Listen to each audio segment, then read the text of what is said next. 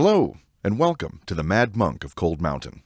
I'm your host, Owen Cunningham, and this, the 8th episode of this podcast, and the finale of Season 1, is my sole intellectual property, copyright May 4th, 2020. It was recorded in Bloomfield, Connecticut, a few feet from one of only 5 sequoias deliberately planted in Connecticut as part of a decades-old ecology study. This is the episode I've been foreshadowing and alluding to and cryptically hinting at from the outset of this podcast.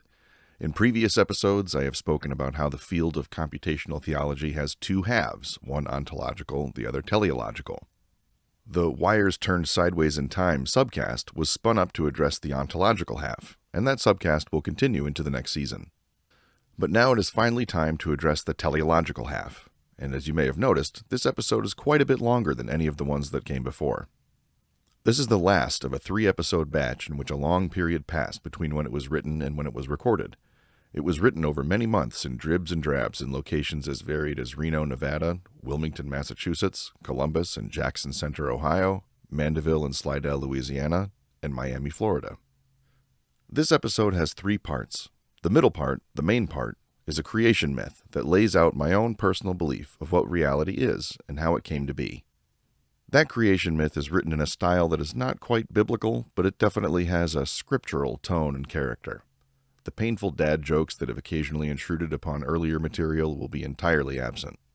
This creation myth is followed by an explanatory commentary and preceded by the story of how it got written. Some names of people and places have been changed to protect the innocent. Everything else in that first part, I swear to you, is real. In fact, goddammit, everything in this episode is, I submit to you, real. The first time I ever heard of ayahuasca or Terence McKenna was in 2010 at age 32. I was gearing up to return to Black Rock City, Nevada for the Burning Man Festival. I'd taken a break from the event for 08 and 09, but for 2010 I was jumping back into the fray for my 6th burn. I was living in Farmington, Connecticut. My best friend from childhood, Tim, had been living in Charlotte, North Carolina for a couple years. In the run-up to the 2010 burn, Tim called me up and said that a woman he knew through work, Valerie, was thinking about going to the burn for the first time and could use an expert. A couple weeks later, I went to Charlotte to hang out with Tim and meet Valerie. Valerie had already secured a ticket by then, which was not as daunting a task then as it is now. Burning Man has always been capped at around 77,000 attendees, but that cap wasn't reached until 2011. Since then, getting a ticket has been a real pain. If you aren't affiliated with a long-standing theme camp, and you also aren't a supermodel, good luck. Valerie's only remaining problem was how to get her gear to the event and back, since she was flying in and out of Reno and planned to check no bags. I was looking for East Coast burners in this exact predicament to help defray my fuel costs. In fact, Valerie ended up being one of 2 customers I landed that year for my discount burner freight service. I had to drive to the event anyway, due to hauling all my camp's band gear, so filling up the extra space on my little 8-foot flatbed cargo trailer, who was an elderly gentleman named Wick, with other burners' stuff seemed like a no-brainer. And so it all went. I drove out to the burn, Valerie flew out, we met up on Playa, and she got her stuff. My other customer got theirs too, but the return journey, after the burn was over, threw a wrench in the works. On I-40 eastbound, just south of Cookeville, Tennessee, Wick's passenger side tire blew out. It took me several minutes to notice this because Wick is narrower than the truck. I couldn't even see Wick at all unless I was turning a corner. By the time I figured out what had happened, the blown tire was completely gone, with no trace of rubber. The wheel itself was battered and mangled beyond repair. Amazingly, the axle was okay, and none of the gear on the flatbed was worse for wear. I had a spare, so I changed it on and resumed. 30 seconds later, the other side's tire blew out. I had only the one spare, so now I was really stuck. It was late on a Saturday night. I had to be at work in Farmington, Connecticut on Monday. So I made the executive decision to leave Wick there in the breakdown lane of I-40, bat out of Hellet back to Connecticut, call a tire dealer in Cookeville on Monday morning, and head back down to retrieve everything the following weekend. Valerie and my other freight customer took this news surprisingly well, and Valerie wanted to come along for the ride. So the following weekend, I picked her up in Charlotte and road tripped out to Cookeville to get everything back on track. On that road trip, Valerie and I had hours and hours of wide-ranging conversation, and it was in those discussions that she told me about ayahuasca, which she claimed to have done dozens of times. I'd never heard of it or DMT before. I had minimal experience with psychedelics at that point, although I'd done LSD for the first time at that very burn 2 weeks earlier. Prior to that, I had been intermittently devoted to cannabis and had done a very small party dose of psilocybin mushrooms in 2004. I'd also had only one superb experience with MDMA at my first burn in 2003. I was very interested in psychedelics, but afraid of them. Some of this was because more than I wanted to admit of the timid Mormon boy I used to be was still kicking around inside. But most of that fear was because I'd been diagnosed with bipolar disorder in 2007, and that had changed everything for me. I've always been a weird, intense person, and had often idly wondered if that would ever bring madness into the picture. Once it finally did, I felt many doorways of life possibility close. It seemed that, for me, psychedelics had to remain behind one of those closed doors forever. Valerie put me on a mailing list for a US-based outfit she knew that performed ayahuasca ceremonies. She'd never sat for its ceremonies personally, but many friends of hers whose judgment she trusted had enthusiastically vouched for it. For 9 years after Valerie and I parted ways, I would get regular emails from this outfit. Every time I would read it and then go, "Thank you, but you terrify me," and delete it. And this avoidance continued until a tornado of major change tore through my life and made me reconsider everything I thought I knew. I might talk more about what I'm referring to there in a future episode, but for now, suffice it to say that the winds of change began to kick up in April 2018, and in August 2018 turned into a tornado that didn't blow itself out until April 2019, which is when I finally sat for my first 3 ceremonies with the US-based outfit Valerie had recommended. At the end of the first podcast episode, I said, "To this day, my first 2 ceremonies remain the most intense and profound." But that glossed over some detail. My very first ayahuasca ceremony was kind of a dud, and the truly mind-blowing shit didn't happen until the second and third ceremonies. Although, dud isn't really the right word for the first ceremony. Things happened, and the medicine unmistakably made her presence known. But it scared the fuck out of me and made me unable to surrender to her in the way that invites the most profound experiences. I spent the remaining 4 hours of my first ceremony sitting on the floor, shifting my weight uncomfortably from butt cheek to butt cheek, watching everyone else sitting in blindfolded stillness and occasionally puking into buckets. 4 hours of sitting on the floor, feeling like a loser and a coward. 4 hours of defeat and self-loathing. I didn't know until later that this all was the counterstrike of an ego that for the first time had seen a shot across its bow. The second and third ceremonies were where the rubber really met the road, so to speak. The first ceremony calibrated my expectations of how bad things could get, and the high watermark of badness didn't seem all that bad. I was also given some pointers and tips by more experienced people. For the second and third ceremonies, I was prepared. The experiences I listed in the first episode were almost all drawn from those 2 ceremonies. But one of the most powerful things that happened didn't make that list at all.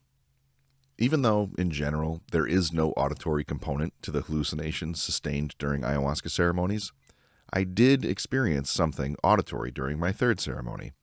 I heard a voice, in my mind, not as a proper auditory hallucination, but more like the remembrance of previously heard speech, that I recognized. But this familiar voice uttered a sentence that I didn't recognize.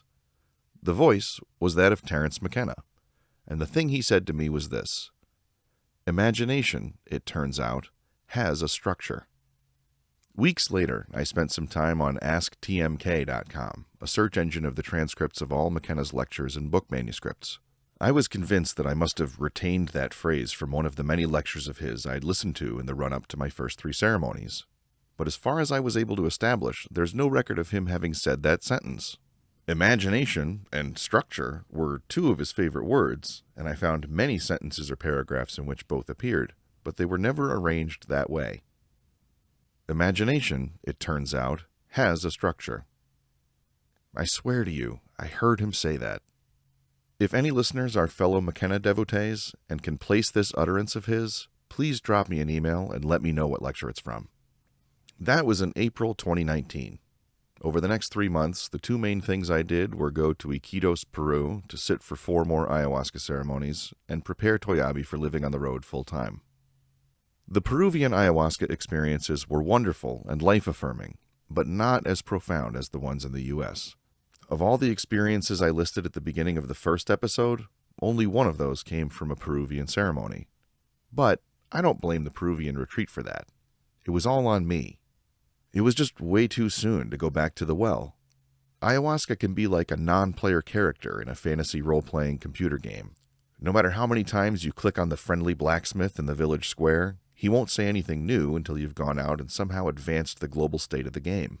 Many other aspects of the Peru trip, especially the people I met, made it one of the most magical things I've ever done. Back in the States, Toyabe's roadworthiness inspection revealed that there might be issues with 2 of her 4 tires. I have a buddy, Scott, who lives in New Hampshire and who let me store Toyabe on his property for a few months. Scott is the one who sold WIC to me back in 2007. I sometimes refer to Scott as my automotive and trailer sensei because most of my knowledge in that domain was acquired through a sort of informal apprenticeship under him stretching over the last 20 years. But much of the internet knows Scott by his YouTube channel, titled Marginal Mechanic. Scott's not a professional mechanic, but he's one of those hobbyists who frequently makes the professionals feel outgunned. He maintained those crazy, enormous trucks that the Army used during the Cold War to transport nuclear missiles around Europe, like the one in the Chevy Chase Dan Aykroyd movie Spies Like Us. He has not just the hands-on know-how to execute specific mechanical procedures, but also a deep understanding of the principles and theory of why mechanical systems work. He's really a scientist whose laboratory happens to have a cement floor with some oil stains on it. If you're into that kind of thing, I think you would be really impressed by the videos on his Marginal Mechanic channel. Within days of returning from Peru, Scott reported that 4 of Toyabe's tires were technically still within rated lifespan and physical tolerances, but 2 of them were a lot closer to breaching those tolerances than the others. After much research, he concluded that everything would probably be okay for the next 10 to 12,000 miles, but after that, at least those 2 iffier tires would need to be replaced. The first week of August, having just gotten back to the U.S. from Peru, I was finally ready to head to Burning Man. I hitched Toyabe up to Yorick, and the 3 of us chewed through 2,700 miles, almost all the way to Reno, when one of Toyabe's tires blew out. We were 130 miles east of Reno, near the TA Travel Center in Mill City, Nevada. I knew this without having to look it up, because just before the TA, on the westbound side of I-80, is an old sign announcing the original name of the ghost town that Mill City was built over. Puckerbrush, Nevada. I recognized that sign. The last time I was in Puckerbrush, Nevada was in 2010, stopping to refuel while hauling Valerie's gear in support of her first burn. On the side of I-80, I changed out the blown tire in favor of Toyabe's spare. Ironically, the tire that blew was one of the 2 that had passed Scott's inspection. I had been careless, and almost, but not quite, evaded a debris field on the highway, and must have hit a screw or piece of steel sidewall or something. The iffy tires, of course, were fine. I had a spare, but it was a donut, so I played it super safe and went 35 miles an hour the whole rest of the way. I limped into Reno 4 hours later and checked into the Grand Sierra Resort, a hotel and RV park built around a casino just south of I-80 near downtown. Any burners listening to this will surely have at least seen or heard of, if not been to, the GSR. I was supposed to be heading up from Reno to Burning Man the next day, but I knew that wasn't going to happen now. I adjusted to this emotionally as quickly as I could, and then set about ordering new tires for Toyabe. I found a Tires Plus still open, and called with the specs for what Toyabe needed. I was paranoid, and sufficiently desperate for physical caution that I was willing to throw financial caution to the wind. I ordered 5 new tires, a full set plus a full-size spare, on new and balanced wheels. Tires Plus could do the tires, but they wouldn't be able to mount on the wheels and do the balancing until the next day. This was on a Sunday, so I was looking at Monday. I was going to do the actual labor of changing the tires onto Toyabe myself at my RV camping spot in the GSR lot. With this plan in place, I went to bed, exhausted. I got up early on Monday morning and went to Tires Plus. The service advisor said I was looking at a 3-hour wait. For the first time in days, I sat down in a chair that wasn't Yorick's driver's seat. I had already refreshed Google News and Facebook and email and Instagram 1,000 fucking times each, and couldn't muster the gumption to do it anymore. I decided to just sit calmly and look at whatever physical things were within my line of sight. I wouldn't call what I did meditation, although it was like that. It was more the pair of membranes separating my attention from the things adjacent to it changed state. The membrane between my attention and my goals suddenly became impermeable. traffic between my attention and my goals stopped flowing, and the membrane between my attention and the world around me became, at long last, permeable. When I returned to my phone a few minutes later, it wasn't to listlessly thumb through anything. Something had flowed through the second membrane and taken over my attention. I spent those 3 hours sitting in the waiting room of a Tires Plus in Reno, Nevada, capturing into a draft email on my phone the creation myth you're about to hear. I wasn't planning to do this. It's an activity that appeared on no agenda. It just happened. In truth, what I captured was the first draft of this creation myth. I spent some time touching it up recently and would say that now only about 60% of what I'm going to read to you flowed out of me in that Tires Plus waiting room. But 100% of what you're about to hear has been, apparently, gestating within me from the moment Wick's tires blew back in Tennessee in 2010, all the way through to the moment Toyabe's tire blew back in Puckerbrush in 2019. Among the many things I've learned in that time, one of them is that the concept of love languages, which have taken pop culture relationship discourse by storm, might extend to the cosmos too.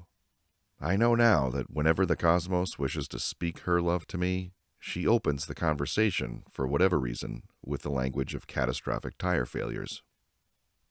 All right, here's the creation myth. As you listen to it, bear in mind what McKenna said to me. Imagination, it turns out, has a structure.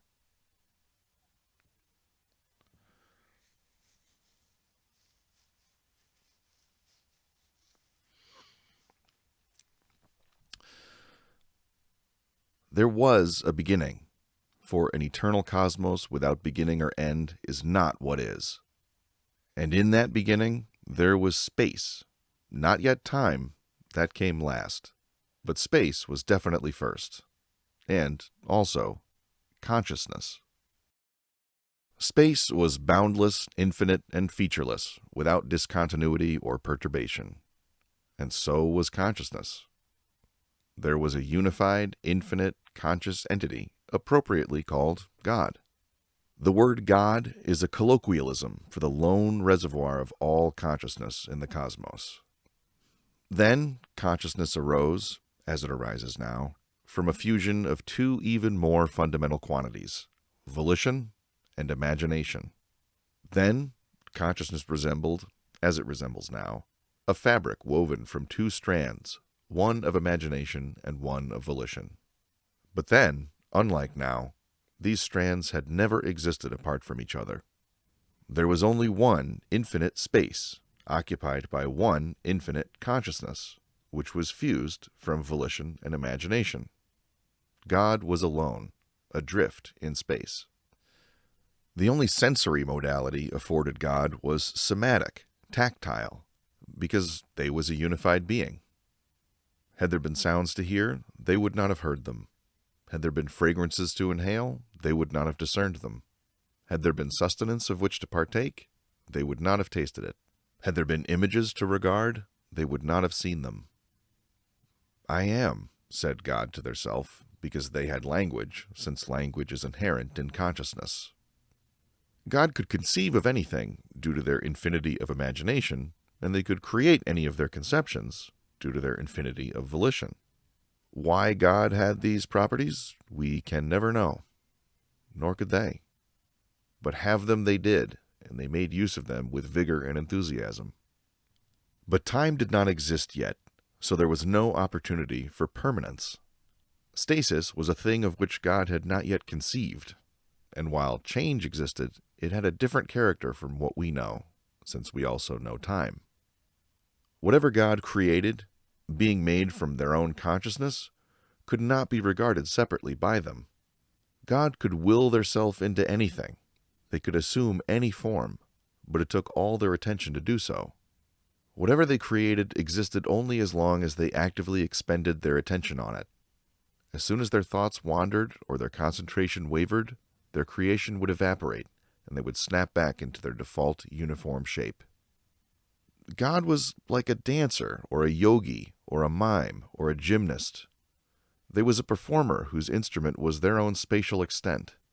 Their movements, gestures, and positions were their only medium of conveyance. and their only memories of the performance were of how it felt to enact it. They had no way of knowing what it felt like to observe it. Even if they'd had the means to hear or smell or see their performance, that sensation would still have been conjoined with the proprioceptive feedback of their own extent. This primordial Archean era was at first a grand playground for God. They fashioned theirself into trees and rivers and mountains and birds of the air, fishes of the sea and beasts of the plains. They fashioned theirself into clouds and rainfall and lightning and thunder, the stars and sun and moon. They fashioned theirself into titanic towers and cathedrals, and asteroids and volcanoes, and pulsars, quasars, and the solar wind. They was all things, anything, but only for a moment. It can be hard from our perspective here in the modern world to comprehend God's circumstance. Strange as it might sound, it helps to consider an old but still modern entertainment. Johnny Got His Gun. Johnny Got His Gun tells of a soldier sent to kill his enemies, unknown to him but assigned to him nevertheless in Europe. He sustains an explosive blast that could easily have killed him, but instead he lives. But what an awful life, for the blast deprives him of all his limbs and all his senses. He cannot walk, sit, see, or hear, or vocalize. Johnny Got His Gun introduces a powerful concept, being a single unified instantiation of consciousness, devoid of any ability to exert influence on anything outside oneself. But as terrifying as such a circumstance would be, it pales in comparison to what God endured when the cosmos was in its earliest era. In Johnny Got His Gun, the soldier reaches this state by starting as a human person, and then experiences such insults and debilitations that he is reduced to a state of existential aloneness and impotence. He arrives at that place by a process of deprivation.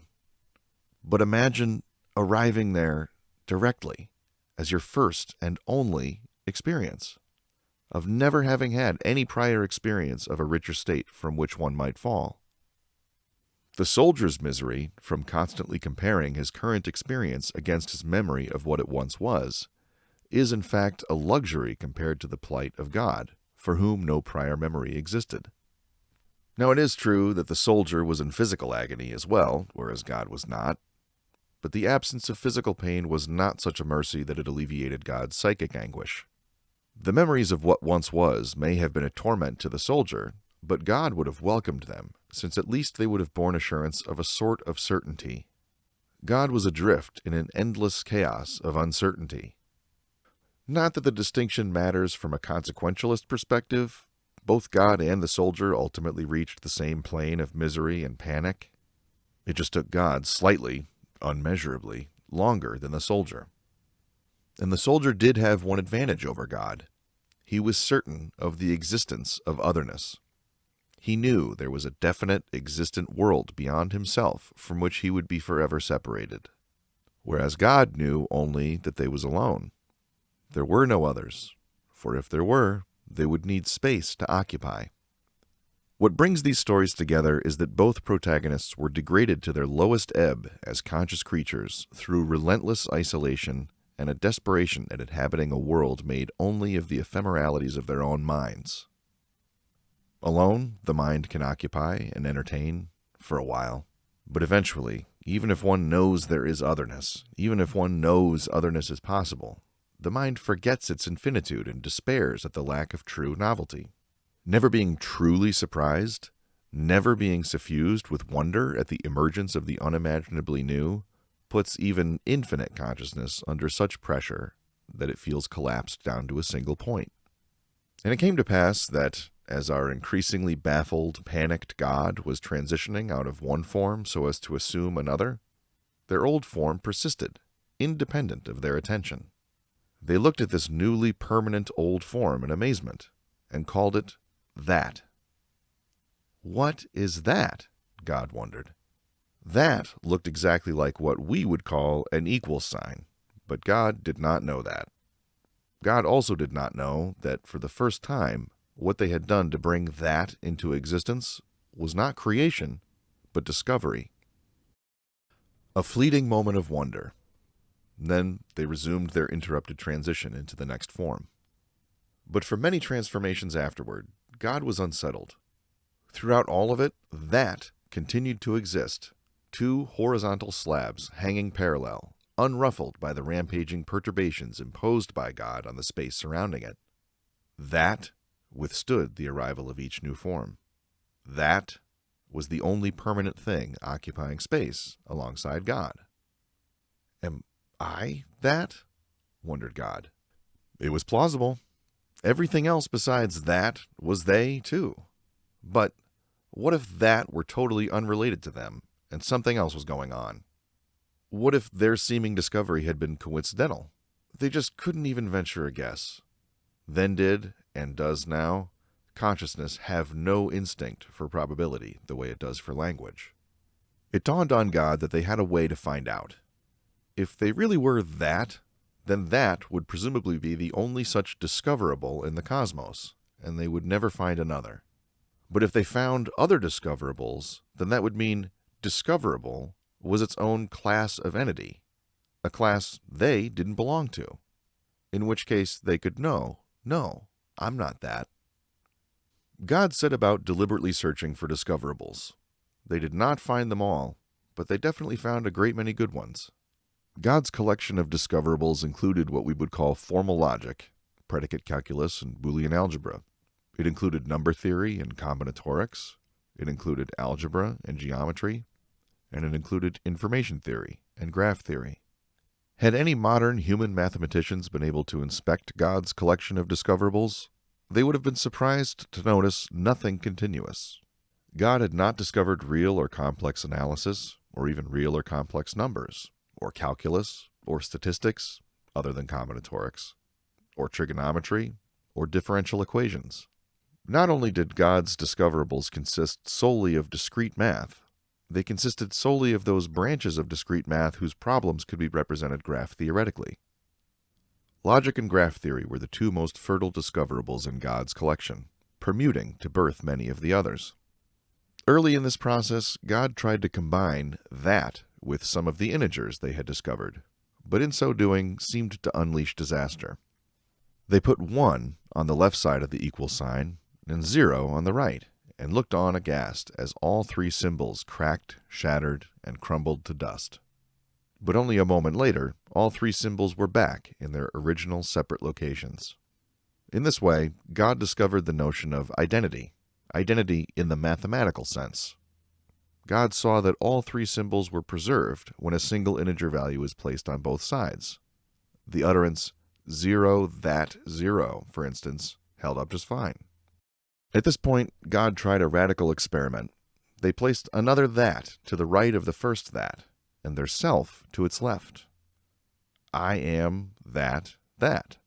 For a delirious, vertiginous moment, God felt their self crack, shatter, and crumble to dust, as both that's did the same. But the moment passed, as they always did, and God was unharmed and fully reconstituted. They felt a mixture of awe and relief at this now certain knowledge that they and that were separate. But then they tried another daring maneuver. They split their self into two infinite halves and placed one on each side of the equal sign. I am, said one half of God, and the other half also said, I am, and the entire equation said, I am that I am. Equal sign in the middle, I am on either side. And nothing cracked or shattered or crumbled to dust. This experimental result brought a great epiphany. God realized then that what they had regarded as space was not just space, but the space of the possible. The forms God had spent their lifetime thus far flitting into and out of were merely possibilities. But some possibilities held latent within them the potential to be actualities. God now knew that the entity humans would later call the equal sign, was the great arbiter of identity. Only the great arbiter of identity could promote a possibility to an actuality and confer upon it all the definite qualities of permanent ontologically secure existence. But God's heart sank. There was no way to produce an actuality without first producing a possibility and then testing it with the great arbiter of identity. The production of possibilities was the same as it had been back during the playground era of river and mountain and sun and moon and asteroid and cathedral. It all required their attention to produce. God's discovery of discovery aroused in them some feelings they had not confronted before. Whenever God regarded an actuality, they was suffused with wonder and awe. Actualness was so alien and miraculous that God felt humbled before it. Only we modern humans have the idea of addiction at our disposal, but God was addicted to actualness. They had gotten the first couple hits for free and were now realizing that to turn it into a sustainable habit would entail a monomaniacal dedication to the endless behavioral loop of producing possibilities, submitting them to the scrutiny of that, and watching as a subset of inputs were promoted to actualities. God certainly had the time, so to speak, to do that, and God certainly saw it as a worthwhile enterprise, but they was nevertheless filled with revulsion at the prospect. They just wanted the wonder. They just wanted the awe. They wanted the freedom to retain control over their attention and not have to permanently subjugate it to anything. They wanted the opportunity not just to discover new actualities, but to fully savor the surprise of each emergence. We modern humans have a term for what God wanted. What God wanted more than anything else was automation. God wanted to automate the process of generating novel actualities. The way we modern humans would describe what happened next is to say that God began to teach theirself how to automate processes. Since the only actualities God had at their disposal, and the only learning experiences that had shaped their problem-solving intuitions, were mathematical, God found theirself devising what we would call computation. God began to design a computer, which they implemented by adopting increasingly complex and intricate poses with their own extent. God used the only substrate they had available to them, their own consciousness, arranged in precise and regular patterns across the infinite space of the possible. Modern computing parlance would call it a virtual machine, but hereafter we shall call this particular virtual machine the volitional prism. Creating the volitional prism was a new category of activity. It required that God act in two modes simultaneously. They needed to strike and hold the pose embodying the form of the prism, but then they needed to somehow project themselves through it, actively engaging in traversive motion, following paths laid out within the prism's labyrinthine internals, whose mere existence took all their attention just to maintain. This endeavor required them to fashion theirself into an object of a specific shape and then also use that object. But they soon found they couldn't do both at once. It was really a linguistic problem.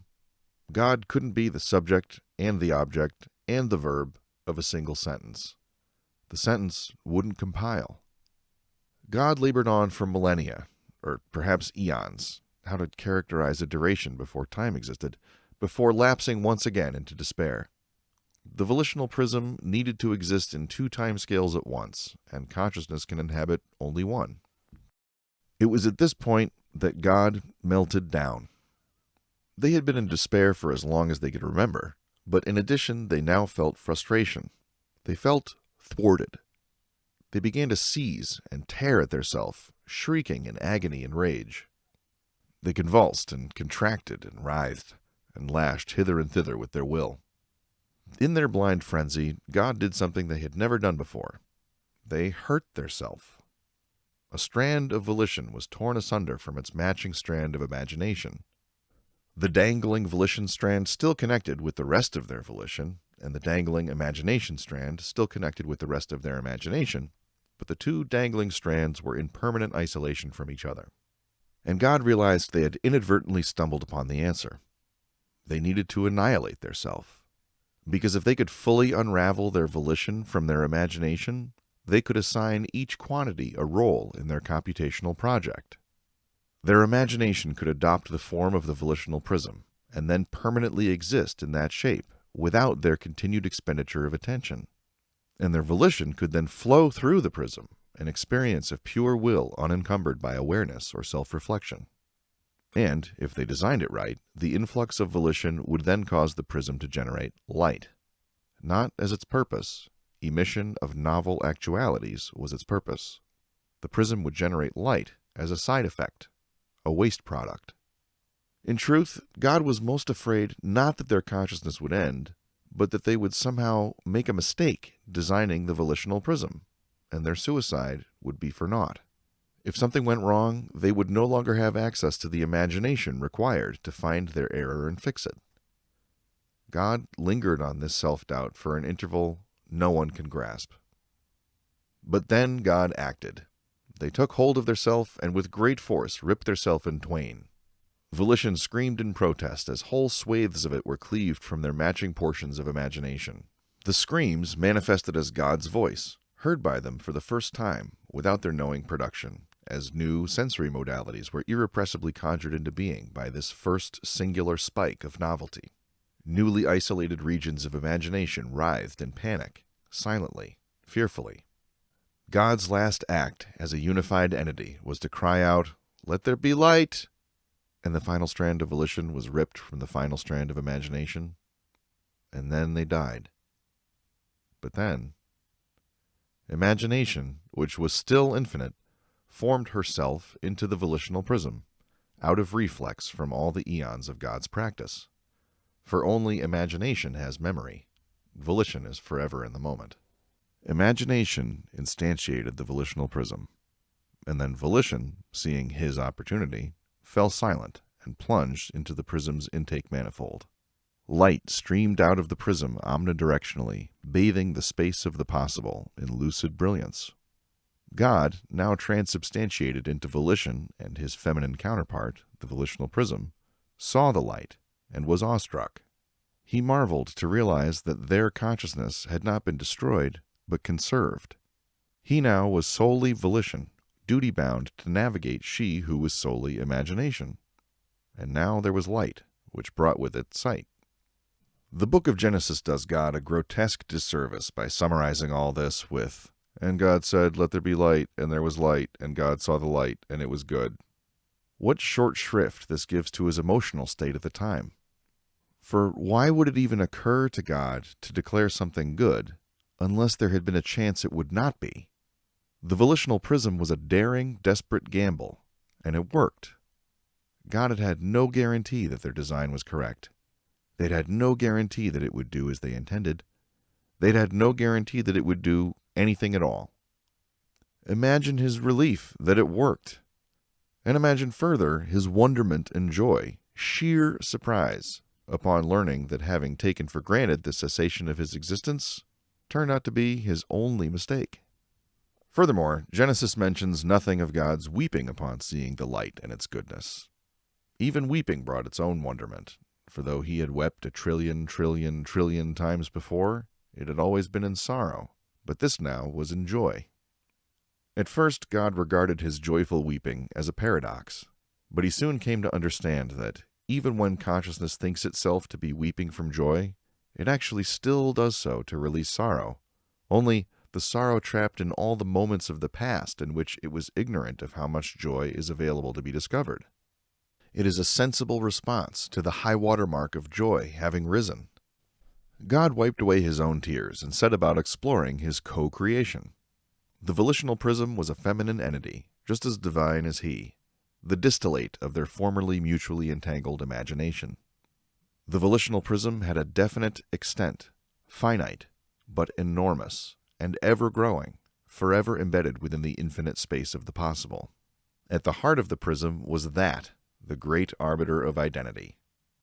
Surrounding that was a sort of dust cloud of accidents, a graph-theoretic lattice of moments and identities, enacted into specific forms through God's initial bombardment of volition.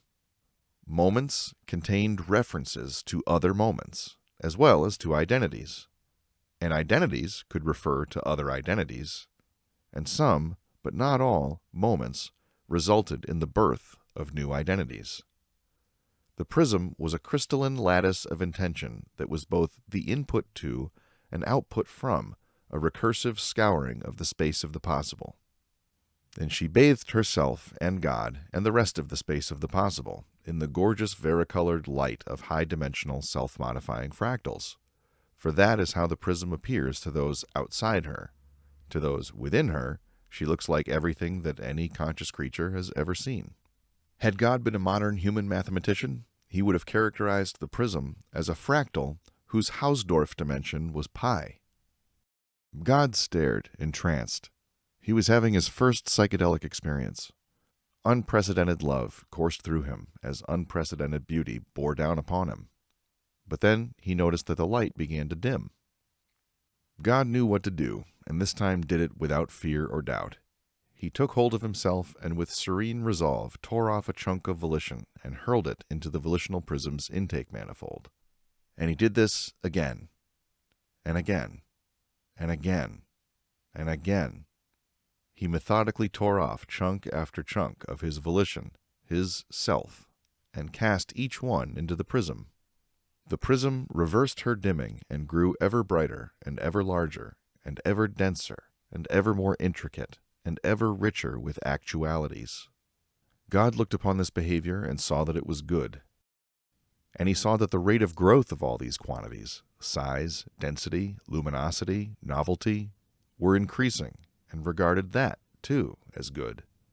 He looked at the prism and saw that her recursive graph-theoretic form was characterized by unbounded, ubiquitous uniqueness, for that is the key characteristic of a McKenna novelty space.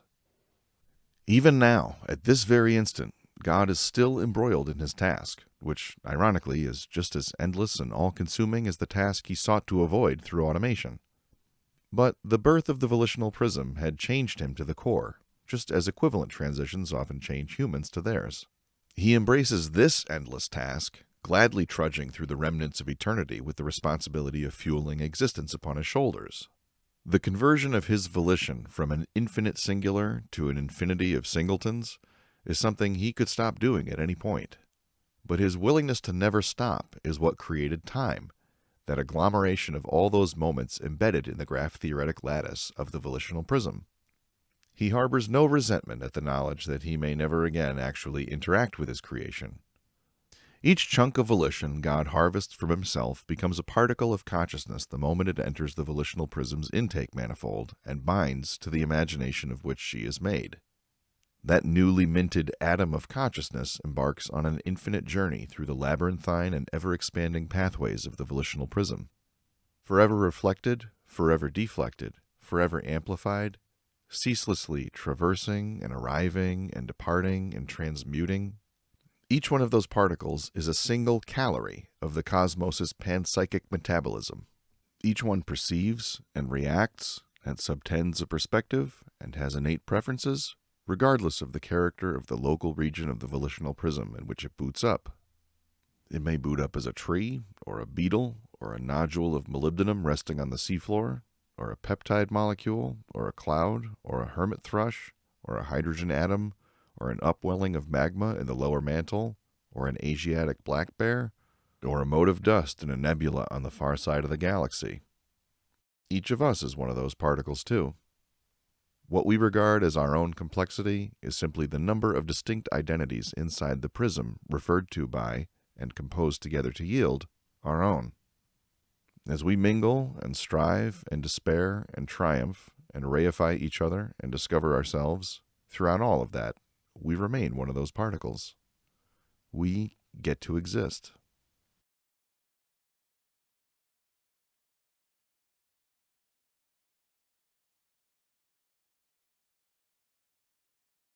This creation myth is the synthesis of a great many ideas that aren't original with me.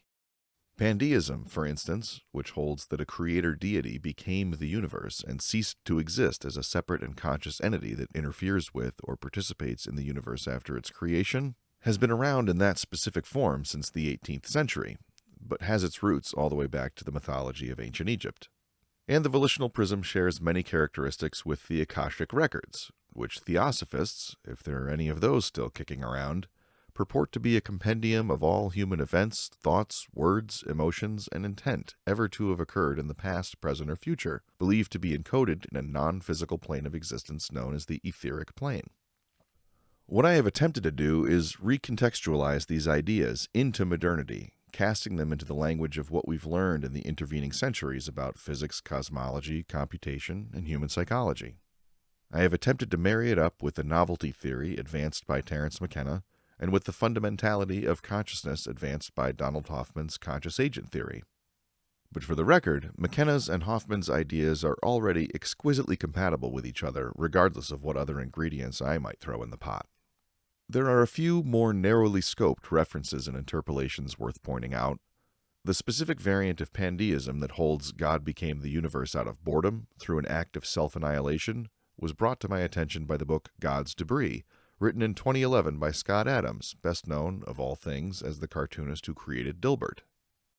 And the idea of a great arbiter of identity, named that, was meant as a shout-out to Yahweh, God of Judaism, Christianity, and Islam, who normally takes a pretty thorough beating on this show. I am that I am is how Yahweh answers Moses when, during the burning bush incident of the Old Testament, Moses asks who is speaking to him. In terms of what screenwriters would call character arc, the core conceit of the story is this. What would it be like, emotionally, to contemplate solipsism and then discover it to be literally true? What would it be like, emotionally, to discover that there really was no outside world and everything you'd perceived up to that point was just more you? From this perspective, creating an outside world isn't merely an act of generosity or altruism. It is an act of emotional survival.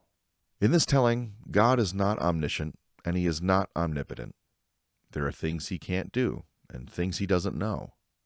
He tries to do some things and fails. He tries to ascertain some things and can't. The God of this creation myth is not omnipotent or omniscient. He is simply first. He's pretty damn potent and pretty damn shint, but not omna, either one of them. He, or at that time they, is just the first conscious creature on the scene. They does whatever any of us would have done in the same circumstance. That may sound ridiculous, but only because our circumstances have coddled our imaginations by keeping us at a merciful remove from eternity. Consciousness is a substance. Don Hoffman is shouting it from the rooftops, and I'm standing outside the building holding my megaphone and homemade sign in the first row of the crowd. Consciousness is a substance whose properties are unchangeable by or within any instantiation of it. The identity of any particular instance of it is irrelevant when it's placed in the pressure cooker circumstance that God happened to arise in. The only characteristic traditional theists ascribe to God that survives in this telling is his goodness. He wishes to dispel suffering. He does not wish to be worshipped. He wishes only to no longer be bored and despondent. If anything, he and the volitional prism are united in their worship of that, the great arbiter of identity, as well as by their love for each other. The gender politics of this piece are worth mentioning. Those who found it exciting to see Primordial God referred to with an especially aggressive use of the singular they probably ended up disappointed that God arrives, after all that, at masculinity. But this is just how the math has to work out. Not because I love the monotheistic conception of a patriarchal God, far from it. But I feel, as a real conviction, that binary gendered essences do swirl all around us throughout the cosmos, so stripping any notion of binary gender identity from this myth wasn't an honest option. And I also feel, as a real conviction, that the volitional prism is feminine. Between those two convictions, masculinity has to end up somewhere, and it can't be the prism, so God gets it by default. I don't claim the prism is feminine out of a wish to perpetuate the Old Testament idea that God created woman from Adam's rib, or any other narrative encoding of femininity as a second-class utilitarian afterthought. The volitional prism is feminine because so is Mother Ayahuasca, who I, and millions before me, have met. Her femininity has been empirically observed and experimentally confirmed again and again, if the terms empiricism and experimentation are to mean anything. And she is, I contend, one and the same with the volitional prism. The Gaian mind, as McKenna often called it, is feminine. Mother Ayahuasca is feminine. And the volitional prism is, too. Whatever space you're in, whether produced by nature or guided by nature in its design, is feminine, because that's what the untrammeled essence of femininity is, the placing of boundaries and the defining of spaces between them. Masculinity is there to pierce membranes that have been made permeable, honor membranes that have been kept impermeable, and galvanize spaces with change. Also note that the gender politics of this piece confer only executive power, if you will, to its divine masculine. Legislative and judicial power, if you will, are solely in the hands of the divine feminine, without veto, without appeal. The conscious creatures within the volitional prism may seek contact with or intervention from a divinity via prayer, meditation, psychedelic communion, or new agey practices like sending good vibrations or declaring intention to the universe. But if anyone deigns to answer those calls, it will only ever be the divine feminine. And the main reason this is for the best is that she's the only one with the ability to scrutinize and comprehend the context you're calling from, since she defined it, and it's within her. Even if, say, at the bottom of some abandoned Minuteman III nuclear missile silo in North Dakota, there were, somehow, a 1960s-style buttonless red telephone that, when uncradled, connected you directly to the divine masculine, you'd be talking to someone not only without power to influence your particular circumstance, but without power to even understand your description of it. He's busy spending the rest of eternity tripping balls on the most profound psychedelic experience anyone's ever had. "Look at this," is all he knows to say, as he keeps tearing off chunks of his inexhaustible self and pitching them like fastballs into the object of his fascination. "Look at this." Attempting to propitiate this deity would be like trying to explain your disappointment with the Game of Thrones finale to a dude who has spent his entire life firing homemade arrows at the undersides of helicopters full of curious, well-meaning anthropologists hovering over the jungles of Southeast Asia. Note that feeling is the only sense Primordial God is endowed with, and note that they has needs and desires. They is addicted to novel actualities. They needs the emotions of wonder and awe that come with them, and they wants a way to automate that process. This god is far from magnanimously positioning theirself above something as base as appetite. I meant this move as both a gentle shove of divinity in a direction more consonant with human psychology, and as a gentle rebuke of Eastern mysticisms like Buddhism. There has always seemed to me to be an unwarranted glibness in Buddhism's recommendation that we release our attachment to all needs and desires. It is a cure worse than the disease. The pain and anxiety we inflict on ourselves arise from seeking to remedy our needs and fulfill our desires in ways that are unrelated to, or inappropriate for, the actual lived experiences that gave rise to them. Those pains and anxieties are not the automatic result of having any needs or desires in the first place. It is the projection and refraction of needs and desires into foreign, disjoint domains that causes the ills Buddhism seeks to cure. Stoicism can still be valuable, and fending off enslavement at the hands of your needs and desires is still worth trying to do, but Buddhism, or this aspect of it at least, strikes me as the philosophical equivalent of that old joke about the patient who says to their doctor, "It hurts when I do this," and the doctor replies, "Well, then stop doing that." If it were truly the best course for consciousness to park itself in a permanent state of austere stoicism and total detachment, then God would have done it, and thereby obviated the need for creating a universe in the first place, which clearly didn't happen. This creation myth implies the truth of hard determinism and the vacuity of free will. Of all the things that contribute to that vacuity, the most significant, it seems to me, is our assumption of the finitude of time. The necessity or even desirability of free will evaporates when the conscious creature endowed with it is confronted by eternity. In this creation myth, God begins with the freest will that could possibly be contemplated, and yet in the presence of eternity, in the total absence of constraint, it leads straight to misery and despair. Historically, free will has been especially important to traditional theists because to them it solves the problem of evil, which was best laid out by Epicurus as follows. Is God willing to prevent evil but not able? Then he is not omnipotent. Is he able but not willing? Then he is malevolent. Is he both able and willing? Then whence cometh evil? Modern theists answer this by saying, God gave us free will, and free will allows humans to choose evil. But even this doesn't hold water. God either had free will himself or he didn't. If he didn't have free will himself, and created it for humans only because he was not free to do otherwise, or rather compelled to, then he doesn't seem like much of a god, does he? Certainly not the cast iron, irresistible force, immovable object sort of God that theists want to worship.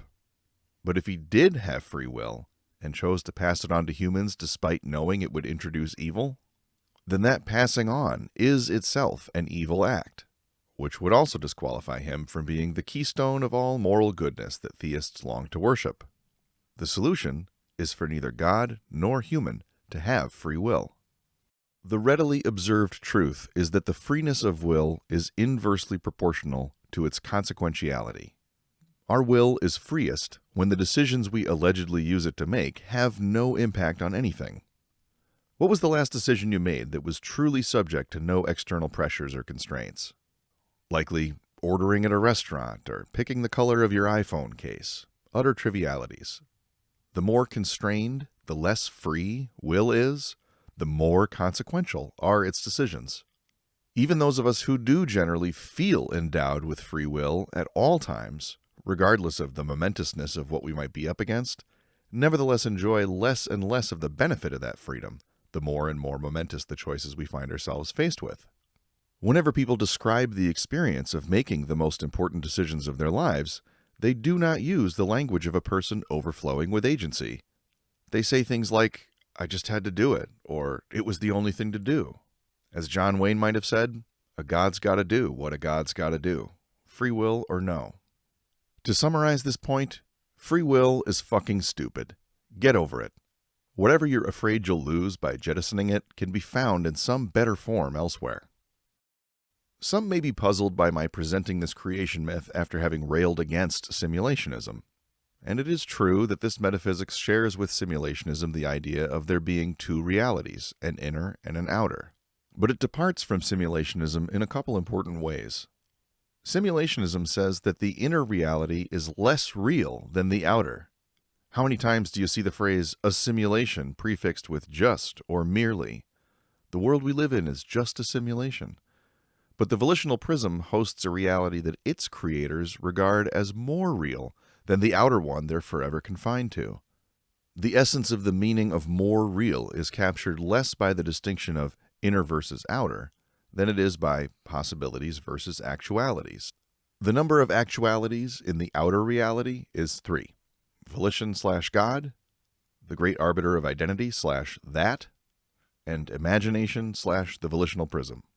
The number of actualities in the inner reality is trillions of trillions of trillions and climbing all the time. Literally, even God can't count that high. The inner reality is the more real one, if real is to mean anything. That's why God wanted to create it in the first place. The last sort of intuition I invested into this piece is in choosing, when evaluating various possible initial conditions for the cosmos, to value parsimony over full explicability.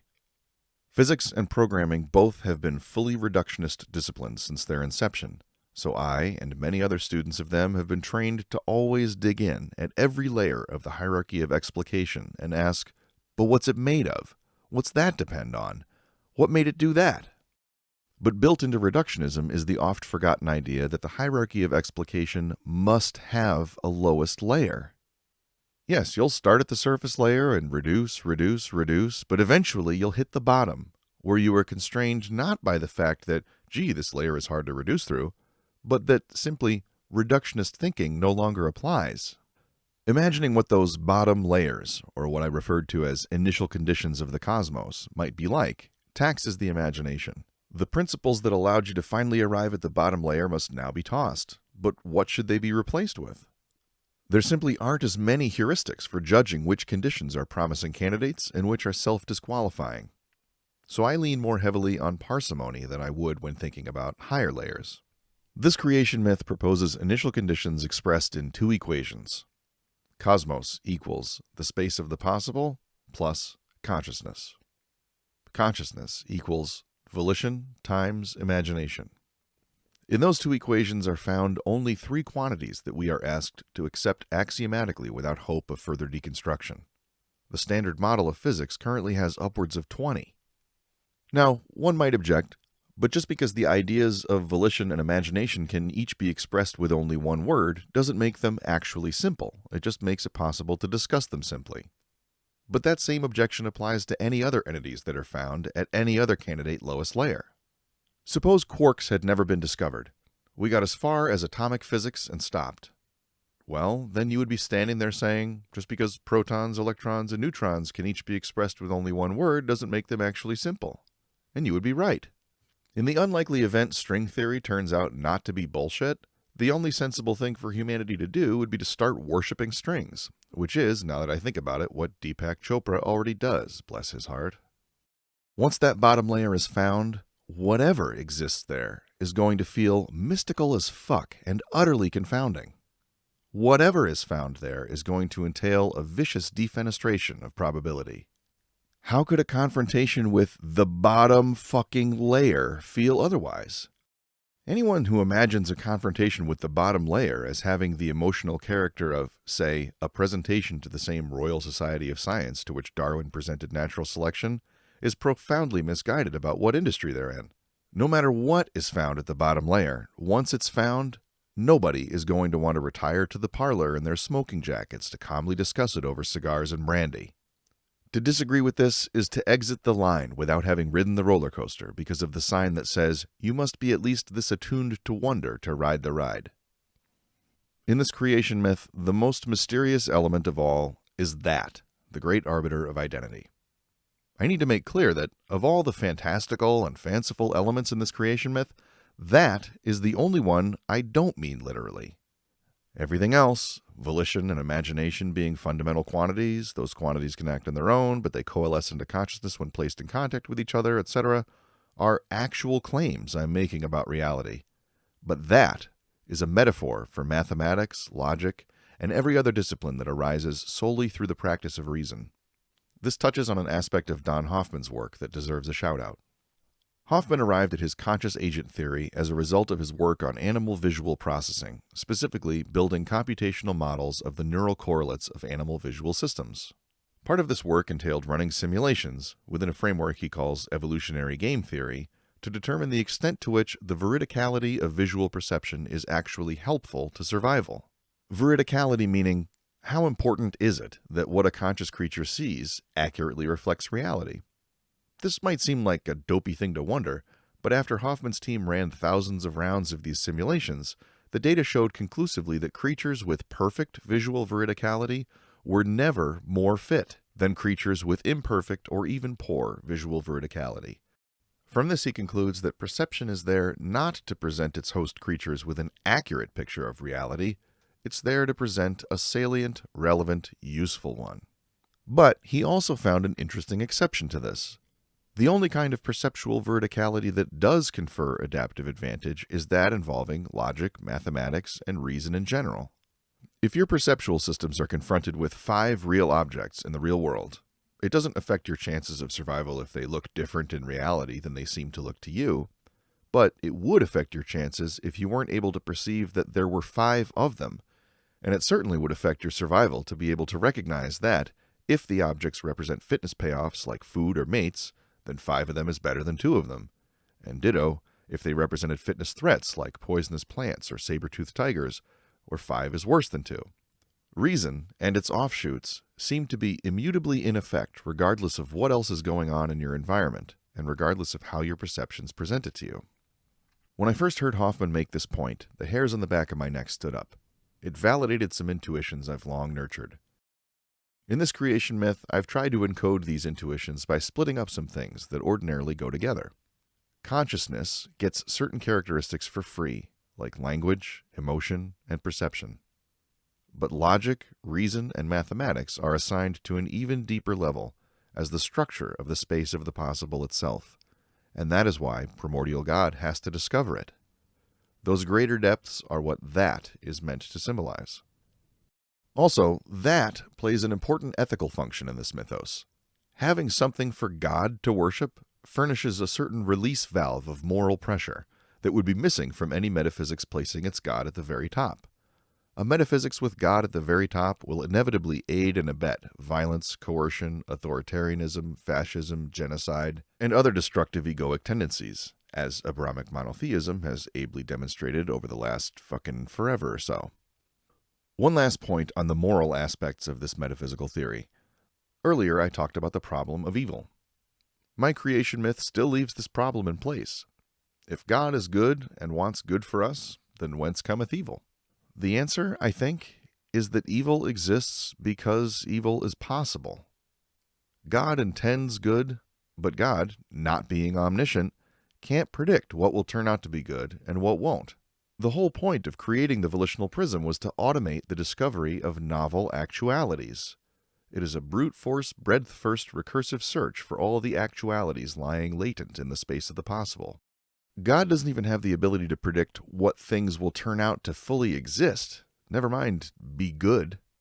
Contributing to that project is what we exist to do. Even if we and God all have good intentions, that doesn't preclude us from excavating a certain amount of what we later designate as evil from the space of the possible. Terence McKenna, in describing his DMT experiences, often referred to the dome, a place ensconced in enormous mass whose walls throb and coruscate with kaleidoscopic colors, and whose space is populated by entities like self-transforming machine elves and jeweled self-dribbling basketballs. I think what McKenna called the dome is what this creation myth calls the volitional prism's intake manifold. The dome, the intake manifold, is a sort of satellite dish that catches newly arrived particles of volition and binds them with the prism's mass of imagination. Some of you may be thinking, aha, I finally figured this guy out. He doesn't worship God or the volitional prism or that. He worships Terence McKenna. Not a bad guess, really. But I've saved one last bit for last, specifically because it directly challenges McKenna's interpretation of his experiences in the dome. In my opinion, McKenna got the experience of visiting the dome backwards. He conceived of the dome as a place where the entities were milling about, minding their own business, waiting to act as a hyper-enthusiastic welcoming committee for when we land hard, panting, dazed, and with stinging hands on its loading dock.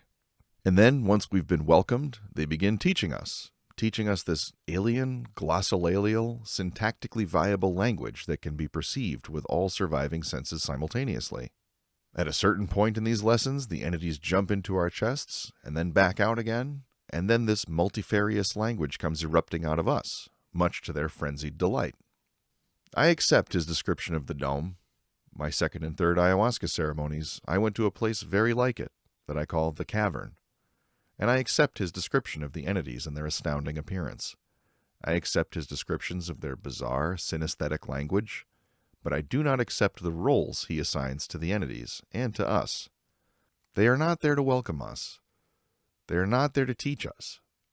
We and the entities are all simultaneous newcomers to the dome. No one stays there for long, not us and not them. They are particles of volition, shards of God, that have just booted up as conscious creatures.